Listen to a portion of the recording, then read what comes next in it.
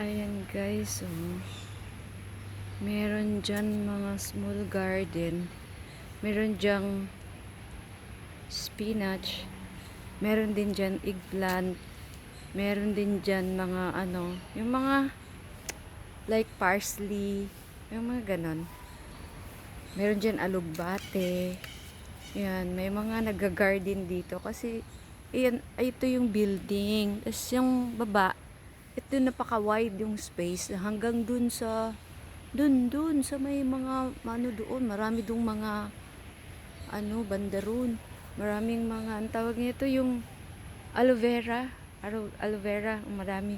Ito talagang yung mga matatanda rito nagtatanim niyan, ayan naka-cover yan kasi papasukin ng may mga ibon kasi dito Yan, dito, yan yung mga nila.